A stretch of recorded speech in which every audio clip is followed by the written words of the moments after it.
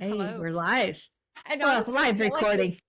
yeah, but it honestly felt like it ended for some reason. I was like, are we even here? Like, where are we? It says so. We're recording. Yeah. We And I are. I can see the shadows in my glasses of my windows. Oh well, it's fine. Oh, I just noticed. Yeah, I know. I just noticed too. Right now, you'll keep noticing. Now I will. I'm gonna like gaze into your eyes. It Yeah, looks like you can't those. see them. I'm like, where'd you go? Yeah, little Nola, she got glasses, and so we've been Oh, trying she to. did. Yeah, Good. and so she's so cute in them, and she grew like I don't even know, she turned into a teenager times 50 with them on. Like she looks so grown up. And so we've been practicing with them, and she wants me to clean them every 5 seconds. And I'm like, oh my gosh, like you're going to get smudges. You're a child, Mhm. and this is life. And I get it. Nobody wants to look through dirty glasses. I understand. But we've been learning how to not touch them with our hands. Like Yeah. you pull them on the sides or you do this. Yeah. So it's been really funny and really cute and also very humbling. I will just say that for me. Why is 'Cause it I'm that like, like little kids in glasses is like the cutest freaking thing I've ever seen? oh, It's I love it. adorable. She's so precious. Yeah, Yeah. and she's been wearing them and practicing her reading, and so it's even cuter, and I'm Yeah. over here like, "Oh," like, "Oh," like she's like back sassing me, and I'm just like, "Oh," like You can do whatever you want with those glasses yeah, on. sure. You go, girl. Yeah. Oh, Oh, that's hilarious. yeah. Yeah, But it's I cute. get that. Yeah. Yeah, very cute. Well, this was interesting today. Ira and I get on our call before we start to record, and usually, like, what are we going to talk about? And we usually just have this easy time coming up with a topic, but today we were like, I don't know. What do you got? What do you got? It was funny because I had written down anger. I wasn't quite sure why I even wrote that down. And then we started talking. I said, the only thing I got is anger. Like, it just Yeah. seems like a theme that had been coming up for me this week when I'm working with clients, some stories that I had heard. And yeah, so this episode could be kind of a jack of all trades one. Who knows? We don't know where we're going to go. Who knows? But we're here for it, right? We're here. We're here. Yeah, I just Yeah. think, yeah, I wrote down anger because I was like, so many people I'd worked with this week, talking about their emotion of anger and deep seated anger, and how they felt angry, a lot of the time. I mean, we all get angry. Angry's normal, right? We have emotion and things Mhm. happen. But it's like everybody, or not everybody, but a lot of people are living in this pressure cooker of anger, Mhm. and I was down talking to some friends of a friend last week, and they started talking about road rage. Mhm. And I'd heard a few things. I don't watch the news, but one of my friends was telling me a while back about people getting killed on the road because of road rage in Salt Lake City. Well, this person was from Texas, and he was telling me this story about, I don't know what the motorcyclist did to this vehicle, but pissed them off, right? Yeah. They chased this guy down on his motorcycle, and he was trying to get away from them. So he went into the bar ditch. This man ran him over, like intentionally ran him over. I mean, he's in jail now for murder, That's but so like, crazy. what is happening in our world? There's just such a level of anger. Yeah, I honestly, a lot of it I feel are these like crazy pressures and all these outside forces that, we've talked a lot about anxiety. We've talked a lot about control and like being in your own mind. And so these outside pressures of society that are weighing people down. And like right now, there's a ton of pressures. I mean, we all get it, whether it be people, can they afford groceries? People are losing their Hmm. jobs. People Yeah. are uprooted from their homes right now. There's a lot of different turmoil Sure. and there's just a lot of things. Is going through different challenges and they're all facing different things in their lives. And, or I mean, it can even be as simple as um, like maybe that guy got mad at work, his boss wrote him up that day. You know what I mean? There could be a million things, but that's usually where a lot of this, well, not usually, but it can be. But, I feel like right now the tension is so high and like everyone's on this like little brink of flipping this switch so fast. Like the fuses are getting shorter and shorter and shorter because we're under all this immense amount of pressure from all of our outside forces or commitments or whatever we are engaging in. And, like I think about, myself, like I used to identify as kind of angry. Like that's really Yeah. weird. Like I don't know why. Like when we were talking, it popped in my head, and I'm like, what the hell is wrong with me? But I thought it was kind of like, you know what I mean? Like, oh, my fuse is short. Like I don't. What the freak is that? Like what kind Hmm. of crap is that? Trauma protection, whatever. I was vibrating at a low level. And I used to like kind of pride myself on it, like that I could backtalk or be quick-witted with anger and like don't want to mess with me about it. This isn't where you want to go. And I think about that and like I don't dip into that. That's just not who I am anymore. Like I don't even know that person. I can't even. I tried to sit with the feeling and I can't relate. You know what I mean? And Hmm. I think about it, and the people that I interact with a lot in my lives are still wearing that anger as a badge of honor, where it's like they don't know how to sit outside of being angry all the time, too, because it's kind of like they don't want to feel any other emotions. So being angry at everything all the time is a deflection. It is a It space is. to sit in where you don't really have to deal with the root or whatever else is causing these things, whether it's the external pressures or outside forces or trauma or whatever it is that they don't want to actually deal with. They're using this anger as a level of protection and deflection. Yeah, I agree. It's when you were talking about that, I remember years and years ago, I would do that sometimes too, use anger as a protection or deflection, Hmm.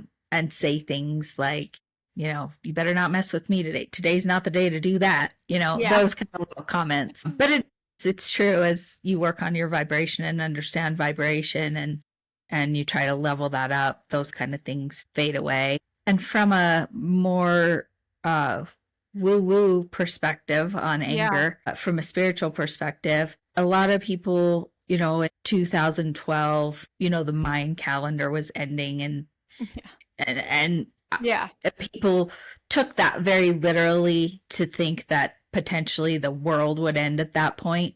But what a lot of spiritual advisors and mentors and metaphysical people believe, and I believe this myself, is that that was the start of the energy shifting, and what's you know being referred to in that community as the new earth is Yeah. starting to emerge. And I think about that, the time frames between 2012 and 2032, and we're only 7 years away from 2032. Like, Yeah. that's not far. No. And so, as the energies are shifting and it's getting more and more out of the patriarchal structures, and you're seeing some of those things collapse, like what you're just talking about, Myra, with the way that we have set up our societal structures with, we work for the man, most of Yeah. us.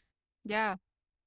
We're beholden to, what government Commitments does and with whatever the inflation and hell. Yeah. commitment and the way the money works and our exchange system. And as those things start to crumble underneath us and we don't have an understanding of what the other side could look like, I think that's a lot of the pressure too. Because I think and I believe, we talked about this last week after Lionsgate, Hmm. and quickly energies are starting to put some contrast to some of those things. Yeah. And you can take it from a biblical perspective as well, because I do believe there's a lot of truth in the Bible. When they talk about last days, to me, that doesn't mean the world's ending, but it is ending as we know it. And we're Yeah. seeing a lot of those things happening, flooding, fires, all of these kind of things. My God, I'm in Wyoming. I've lived in Wyoming my entire life. We've never had a hotter summer than this, ever. I mean, Yeah. 90s That's all the time. crazy. Things are shifting.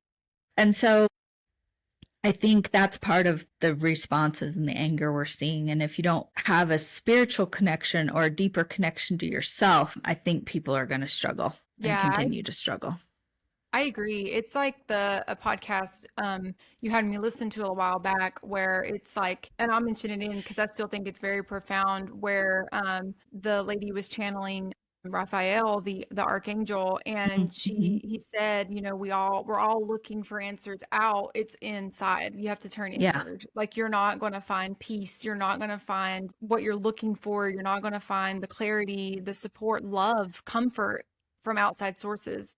And that she said, well, as she was channeling, that was what was being said is you're looking for the stock market to provide you comfort. You're looking Mhm. for the man to provide you comfort, the government, the structures or systems.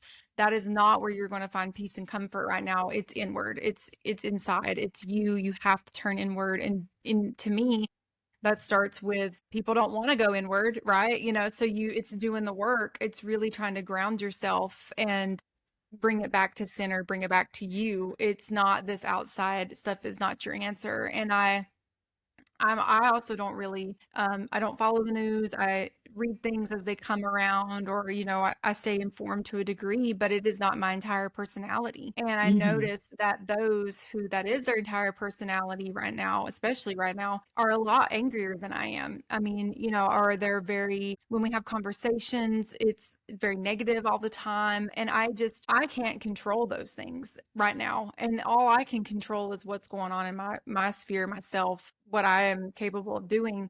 And if I sat in that negative, angry energy all the time about everything external, I would be bitter and angry and mad and upset all the time too. And I just can't imagine living like that. Like I just don't, I don't know, I would go crazy, you know, and I can't live in that energy. And so when you know, I have a lot of family members who are glued to the TV, and their North Star is what the news is telling them. And Mhm. then I have other family members who are like the news is fake, and they follow other sources, and then they, you know, some might call them conspiracies at this point. I believe everything could have truth to some degree. There's truth in everything. Mhm. And so they follow those things. And so there's all these conflicting ideas. And you know, we talked one episode about just love, but it's true. Like, I don't know what else to do other than to love or try to shed light in some capacity. Because when I find myself engaging with these angry, bitter, negative conversations, I can feel my vibration dip. I can feel Yeah. it. And then when I'm off those calls or whatever, if I've dipped, I'm like, I have to shake it off. Like, I find myself shaking or movement or releasing or rubbing my shoulders, you know, or like releasing Yeah. places in my body because I holding space for people or for that kind of energy all the time is really difficult. And so I couldn't imagine holding that space for myself right now. I don't know. I Yeah, I couldn't do it. agree. Yeah. It's hard. I mean, and talking about it, like you're right, like holding love and being in a loving space when you're around individuals who are angry or Yeah.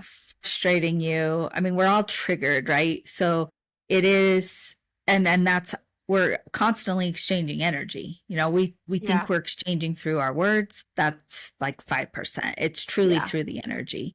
And it's so easy. Something I have to really be mindful of is what am I being in a reactive space, in a judgment Yep. space, Yep. right? Because I do this quite a bit. I have to really watch myself at my job because I can tend to be Mm-hmm. negative in that space or judge in that space. And when I can recognize if I'm going down that space and that vibration, I can Mm-hmm. pull myself back up to more joyful, loving energy, then you control the narrative. Like if you're in a meeting and you can hold that higher Yeah. vibration, the higher vibration will win. It's kind of like, I mean, every movie kind of depicts this to some degree. There's going to be darkness in the world, there's going to be evil in the world, but the light of love is the only healer. It's the only true healer. And so it's just, again, having a more heightened awareness. And it's funny because before we recorded this podcast, I just felt anxious a little bit and a little Yeah. irritated. And I was kind of spinning a little bit. I was like, what is this feeling I'm feeling? You Yeah. know, and went and got my pendulum. And then I was going to do some automatic writing.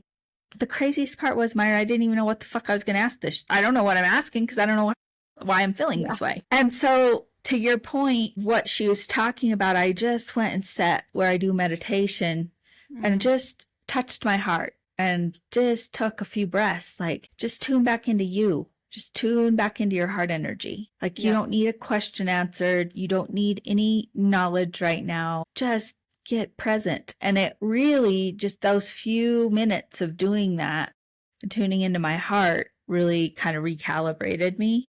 Yeah. So that was really, yeah, good thing. So people need to, I mean, first of all, they have to have awareness and they need to really start to tune into themselves and have some tools to use when they start down that Yeah. road. Because we all do it, from time to time. Yeah, I agree. I've honestly, this week's been, I mean, the last couple weeks have been weird, obviously, as I've stated, but this week is tension's been a little tighter. I think, Mm-hmm. like said earlier, fuses have been a little shorter, and even in my own environment and with the people that I'm interacting with. And, I did the same thing earlier today. I was feeling a little weird and anxious and off, and I wasn't quite sure. And I just really held my heart and then just really envisioned light going into my heart. And then it ended up going into other places in my body that I wasn't sending it to because I didn't Mm-hmm. know, I just Mm-hmm. kind of let it go. And I felt better today. Things turned around and I feel pretty okay. I mean, I'm as good as I'm going to be Yeah. today, I guess. But I will never forget. I read somewhere, and it's probably Louise Hay, right? Is that her name? Mm-hmm. Yeah, Louise Hay. Yeah. But saying the word or the phrase "I'm pissed," and I read when I was reading about it, like it talks about when you use that phrase over and over and over again. One, that's anger. Two, it ties into like one of the parts of the body. It's just not coming to me right now, but when you're using that phrase, you're signaling you have a blocked flow, and that like just saying that all the time. Um, like, doesn't that impact your like your not your kidneys? It's one of those, I don't know if it's coming to you too, but just using that phrase all the time. And I will never forget that as soon as I read it, I noticed how much at that time I was saying I'm pissed, like Mm-hmm. all the fucking time. Like I would walk around and be like, I'm so pissed, or I'm so pissed. And I'm like, I don't Mm-hmm. even use that really that much anymore. Like once I noticed it and the awareness came to it, I'm like, wow, like we talk about affirmations and the I am and where you are energetically and emotionally. And like, I am not pissed. I am happy, like, or whatever. But when you keep saying those things, you're telling yourself you are, and you are these things over and over and over again. And I never noticed like how much I was using that statement. It was like a light switch went off in my head around what am I actually even saying out loud about myself or my emotions or my feelings.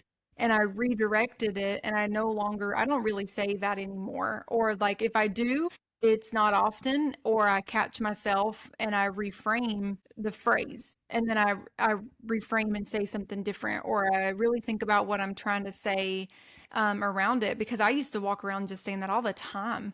And Mm-hmm. especially with work, like I don't know if someone's picking up what we're putting down here, but apparently in that environment, it made us really angry. And so I was really angry a lot. I was so angry a lot in that environment. And I would walk around and say I'm pissed all the time, or I would Mm-hmm. get home and just go over it all over again. And I really think now, like, I'm not using that kind of language around my emotions. I'm trying to identify what am I really actually feeling? What am Yeah. I actually upset about? What's really going on? What emotion am I trying to communicate, rather than just throwing that out there and constantly telling myself and telling my body that I am pissed, Yeah. which is so negative and really a block in your energy. Yeah, I know exactly what you're talking about. And Louise Hayes talks about the I am energy, um, and the energy of like being pissed or angry actually impacts your liver, is where you hold it, is in Yeah. your liver. And the I am energy to me is those are the most powerful words we have in our vocabulary. What you Yeah. say after I am. And I believe it's because I am is our God energy, is source Yeah. energy. It's our power that we have, that we are of this one massive energy. And Hmm. so when you're saying, I am pissed, I am this, I am that, in a lower vibration or those kind of things, you continue to manifest those same things, right? So Yeah. we're we're creating our world all the time. It's just, are you creating it through a conscious energy or an unconscious energy? And Yeah. when you were talking about that, you used to create it through an unconscious energy, right? You're creating more of what you're talking about. And especially as you use the words I am. Used to, one of my good friends, Debbie, used to live here, who opened the original yoga studio. Mhm.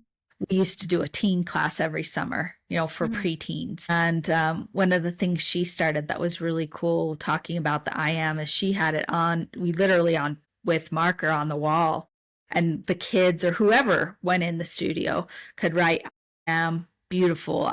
So we had this huge thing of Mhm. different people putting in, just good vibration to that word and starting to teach them how important it is to be aware. And now you have Yeah. a different sense of awareness. And so you use things differently, right? Yeah.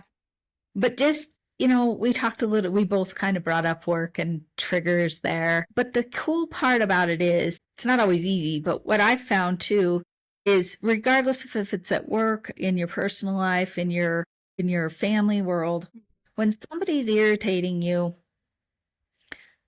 that's a reflection of something within you. We don't like to Yeah. think that, right? We don't Yeah. like to believe that. We're like, this person's so irritating. They do Yeah. this or they do that. Well, what is it showing you of that shadow? So taking it just a little bit deeper and kind of doing a little self reflection to go, what is it about that individual or their behavior that's irritating me that is a reflection of something I'm not seeing in myself? And it might not Mhm. be one to one, but there's some kind of message there for you. Yeah. Oh yeah, I So, agree 100%. I think too, like what was where you're talking, I was thinking about how, like also too, I feel that being angry is just a justification for that reflection that people are seeing, and they don't mhm. like again, they're not in a conscious state of understanding that this is in their their subconscious. They're not really processing what's really happening here. But I think about like conversations I've had recently with a relative, and every phone call or every conversation is this happened or this person makes me upset, and it's usually one person in particular. And when they're using this language and the way that they talk about it, I laugh because I know that this is a mirror of like all the things that this person really hasn't healed from. But it's Mhm. being Yeah. presented in another situation, right? It's in a more like this relationship is not one you just exit out of, like they're Mhm. bonded people, right? And it's very interesting because I think about like the way they paint people and the language they use around it to justify their anger. And all it is a justification. It's a justification Yeah. of being in this victim energy or being in this angry energy, or they're fearful, they're afraid, they're just bouncing around lower vibrations. And as we were talking, it hit me like just the way they're, like the way they feel about certain aspects of their childhood or the way they feel about certain aspects of their life. They see it from, it's kind of like I tell everybody, we all have a springboard, right? We all have some kind of a springboard story where it's like, was this person who came from a lower working class family and I got in and da da da da da to college, whatever. Mhm. We all have Yeah. our stories, right?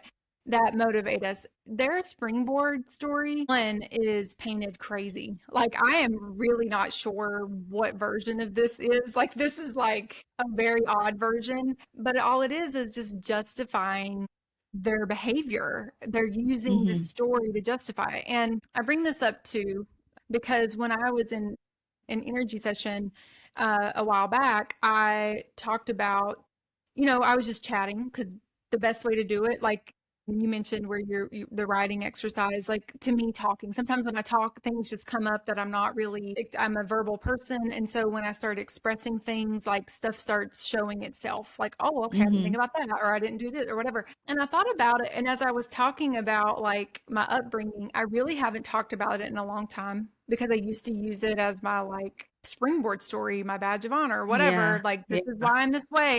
And it was so interesting because as I mentioned, like, I grew up, and my family was middle class, but then when my dad passed away, my mom's socioeconomic status completely changed. There's a lot of job loss in this area, so they changed positions even before my dad died, and like things started changing in my life really fast when I was young. Then I got into this college, and then in the college I got in on a scholarship based on my socioeconomic status, and I just kept saying those things, and they're like, wow, like, do you even see the foundation of even like your finances? And I know we're not talking about finances, but I bring this up because like I never really realized like how this story was that I just held on to for all these years was impacting like Mm. the trajectory of everything that I was manifesting or moving through in my life. And like it was crazy because like I don't even feel proud talking about it anymore. Like it's still part of me and it's still a good Yeah. conversation, but I feel completely different about it. Like emotionally, I do not have the same attachment to it. Like I wasn't aware, but as I started talking, I'm like, oh my gosh. She's like, yeah, you've been like, even that story is a lot you're holding on to when we build our foundation block by block and what we say our experiences are, and it tied to things that I had with finances that I didn't really think about, that I thought I was overcoming, but I was really just attaching it to it, you know? And so I say that to bring it back to this individual. They're painting this story and they're holding on to these experiences, whether it was a partner, whether it was a friendship, whether it was altercations in school or altercations with law enforcement or whatever the hell. Like they've painted this picture now and they just hold on to it and it just keeps following through as their justification, but really they're just continuing to attach. Like it's like when we think about cords, like I just imagine like a person walking and they've got all these cords just tied, you Yeah. know what I mean? And they're just bringing it on, like, here we go. And so like this is where those patterns show back up for us. This is where things keep showing up for us.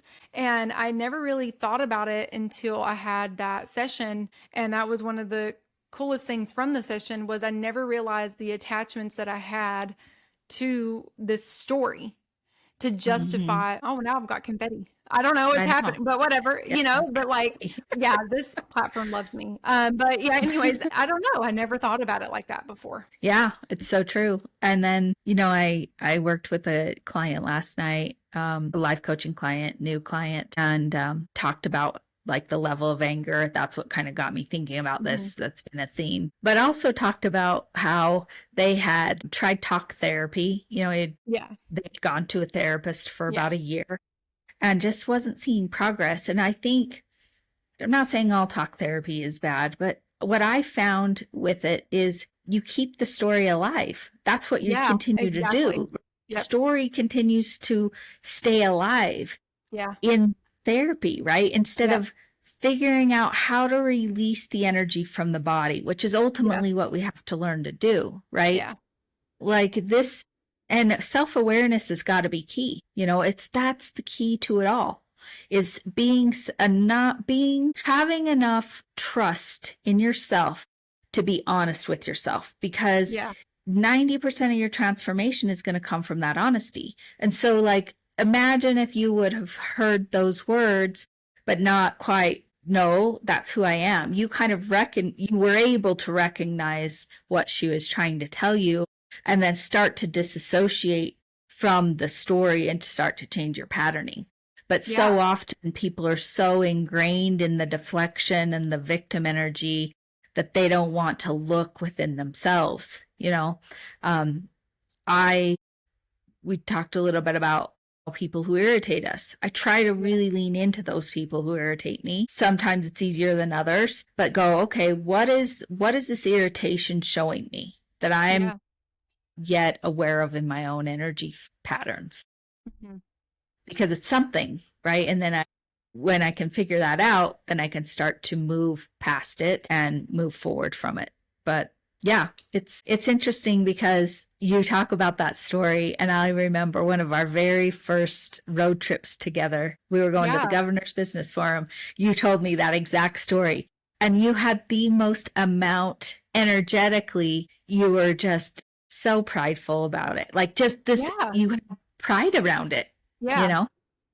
Yeah, and what's crazy is like it is a cool thing. Like, I am happy It that is a I cool thing. Yeah. like, Yeah. yeehaw, but you're right. It's just, I never realized the emotional attachment Hmm. that I had to that story. And it goes for like anything. Like, I think about people in recovery or from an addiction or from gambling or whatever they're going through, or substance abuse, whatever. I don't even know. Or even like, for example, this person in my family, they went through multiple divorces, and they talk about each one of them and like what it did to them and why they had to restart or whatever. When you hold on to all those stories and those attachments, you are keeping it alive. And it was like kind of this, wow, it can be cool and it can be motivating, but at the same time, what level of attachment did I have to that? Like, I can feel a feeling for it, but not the same anymore. You know what I mean? Like, it's Hmm. not as, I don't hold the same energy in that story anymore. Like, the space Yeah. is different. It's there, but it's not the same feelings, Yeah. I think so often too, we're always looking for something outside of ourselves, normally people, another Mhm. person, and a situation to make us feel something, make us feel loved, make us feel Mhm. okay, you know, and that can never happen. It happens for Mhm. moments, it happens for brief periods of time.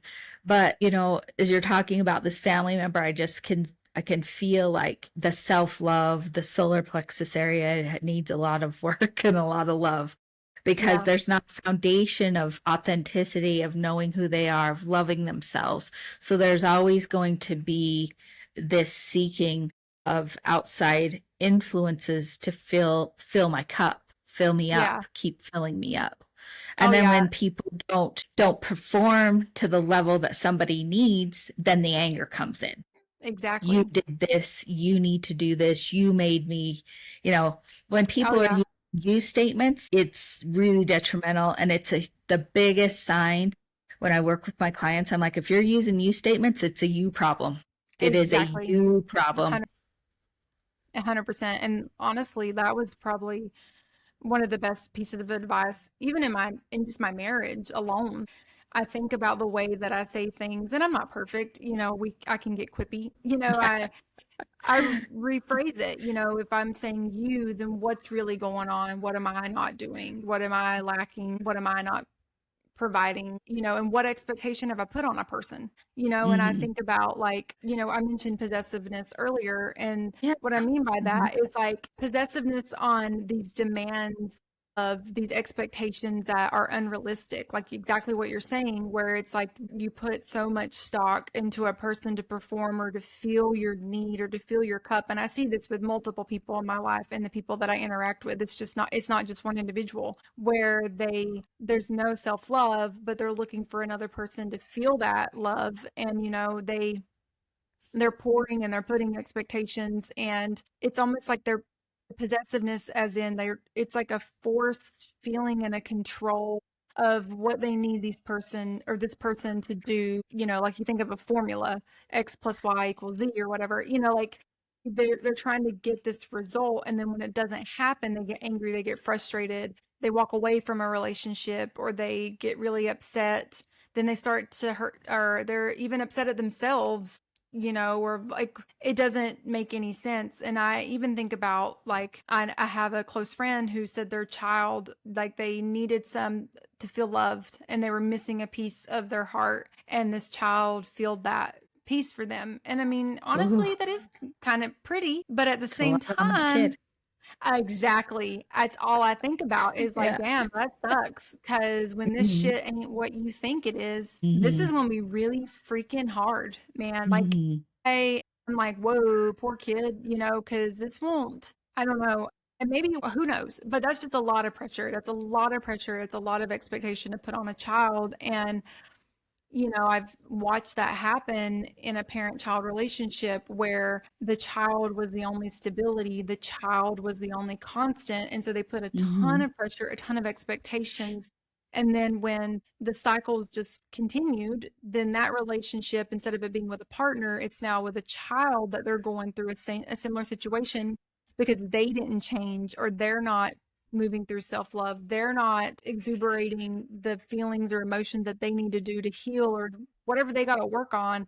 They're trying to get it fueled from all these external sources. And so now the child and the parent are going through what I call a divorce because it's the same thing happened, it repeated, and they put all these pressures and expectations. So when I hear people use statements like that, I'm like, ooh, that sucks, because I don't know what to tell you. I mean, ooh, and we've all got things, and I might have put expectations on people at some point, but like that's part of growth. That's part of understanding. And then once you remove expectations or you remove this layer of possessiveness, control, whatever it is, then that's when your authentic relationships start to bloom and like true love really happens, like a true exchange. But really, that's just surrender.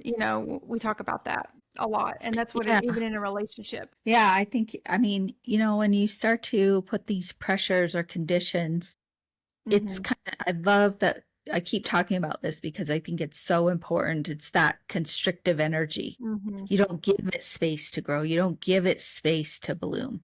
It's conditional. And it is so hard to not have expectations at times. We all do that. I say this quote all the time, and I think sometimes I say it more for myself than anybody else.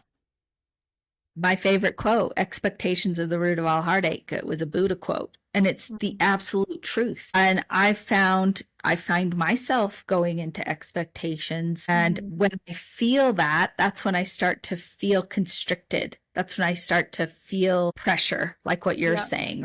And when I can go, oh God, Tressa, you're putting expectations on X, Y, and Z. Take those off and let it breathe, and then things start to flow because control equals resistance. Same thing, right? And what it just made me think when you were talking about, what your friend had said about their child. Yeah. We get so programmed by our, media and what we take in and our families. And I just think about that line in Jerry Maguire, you complete me. Yeah. When the movie came out in 15 years, who knows how old it is, 20 years ago. I mean, God, I was one of the, of course, I thought it was the best thing ever, right? And as I've moved through my own journey, I think it's like one of the worst lines I've ever heard. I don't want somebody else to have to complete me. I want to complete myself and then be with people who also are completed in themselves and hold each other in love for their own journey. That's a whole different space, right? That's a whole different space of true unconditional love and support. And it feels different when you can allow yourself to get there. Yeah.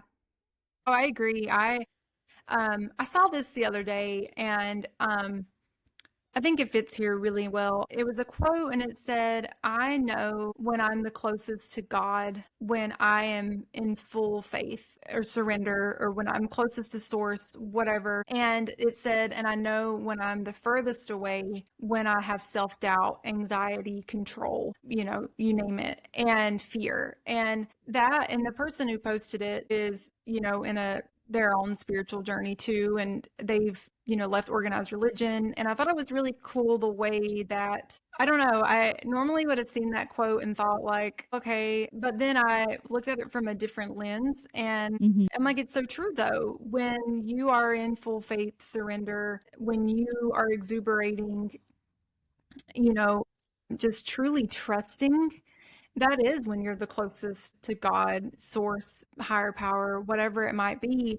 That is really, with the universe, that is really when you are truly connected and truly aligned. That goes for not only like situations, but that goes for relationships, that goes for people, that goes for all sorts of things, because when you are in that constrictive energy, you're the furthest away from really being connected and aligned with source, God, universe, whatever it might be. Yeah. When we went through COVID, COVID was an immense blessing in my life. It really was. One of the things that I truly learned when COVID happened was I remember the shortage of all the things, right? Toilet paper, people buying bulk and all this stuff. And I remember as it started out, I made a conscious decision. I remember sitting there thinking, okay, you know energy, you know certain things. How are you going to approach this? And I thought to myself, I will trust and give full faith that anything I need at any time will be given to me.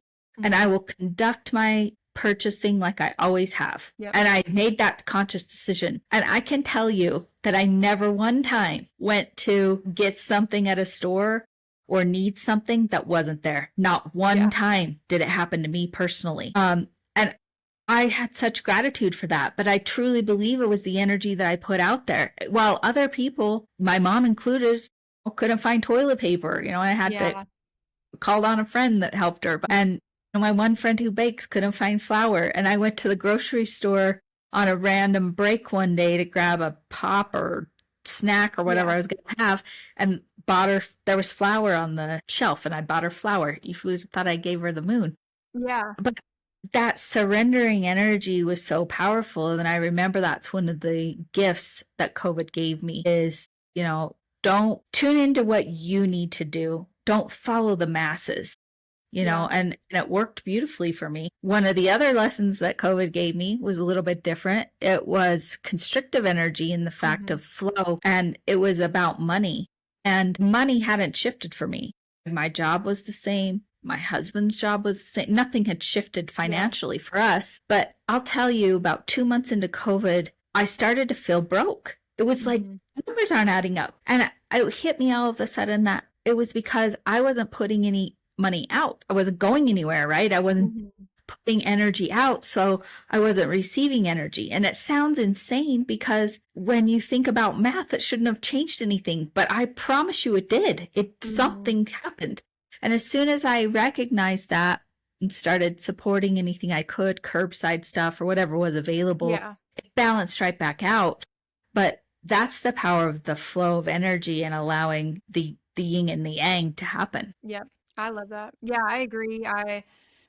Um I I don't even know. COVID taught me a lot of things. But like I Yeah. think about like, it reminds me of, and like when you think about flow of energy and the in and the out, like that reminds me of like in some religions they pay tithing or whatever. Like really that is the law of the universe. They're just putting it into practice within an organized setting. Yeah, so they can be rich. Yeah, but yeah, so yeah, but They're yeah, I manipulating it just to death. yeah, exactly. But anywho, yeah, that's that. But it's the same, but it's the principle of it. It's the principle. It's the Yeah. principle for sure. And I'm kind of joking about tithing. But my mother-in-law pays tithing. She's paid tithing religiously, and she Yeah. has a huge testimony around tithing. And of course she would, because that's the law of the universe, right? Yeah. She has such a belief structure in that the energy she puts in, she does get back. And I do believe in the flow of everything, and money's just energy. I'm just kind of joking because I try to always make sure that I'm giving when I'm feeling prompted to. It's not, every Tuesday I have to go down to the food bank and give $100. Yeah. Be a random, Wednesday and I'm in line at Starbucks and I feel inspired to pay for the car behind me or in front. Yeah. When you're inspired to do it, I think it's so much more powerful than when you're dictated on when and how you do it. Yeah. I did that the other day, and I'm pretty sure I made the person upset. Really? It's like, Their sorry. food or something? It was McDonald's. No, Uh-huh. yeah. So I just, it's easy because they're like a car behind you, and they Yeah. already know their order. And I just did it, and they like sat there for a really long time and behind me. So I don't know if they were upset or they were confused or maybe they were paying for someone else's. I don't know. But yeah, like I agree with you. Like it's what you put out. And, when I think about that, all together and even tying it back to anger and just the positivity and really thinking about what you're saying about yourself, what you're saying to others, what you're saying about others. And it really just thinking of how what energy are you putting out into the universe, because only you can control what you are doing and it's just you, like it's Yeah. just you. Like I can't fix these other things. Like that's also part of a control, trying to always fix things, and or trying to always problem solve and figure things out all the time. Like Sometimes you don't need to know. And like you said today, you sat with yourself and you didn't need to know. You didn't need to know right then, but it was enough to really reframe and to move forward and to really feel a whole different energy and a whole different emotion. Yeah, and you said something really powerful in there. I just want to highlight before we end our episode today. You said, be aware of how you're speaking to others, be aware of how you're speaking to yourself. And being aware of how you're speaking to yourself first is pivotal, because you can't give something to somebody else you don't give to yourself. So if you Yep. are putting yourself down, telling yourself you're a pile of shit, you will be much more likely to say that or think that about other people. So starting with your own self-dialogue and having at least a little bit of awareness there is a really good foundation for you to start to shift some of the things that you may want to work on shifting. Yep, I agree. Well, hey, look at us. We made a whole episode about it. We did. Today was a crapshoot, girl. Yeah, we made it. We made it. Well, until next time, keep your vibrations way high. And stay sassy.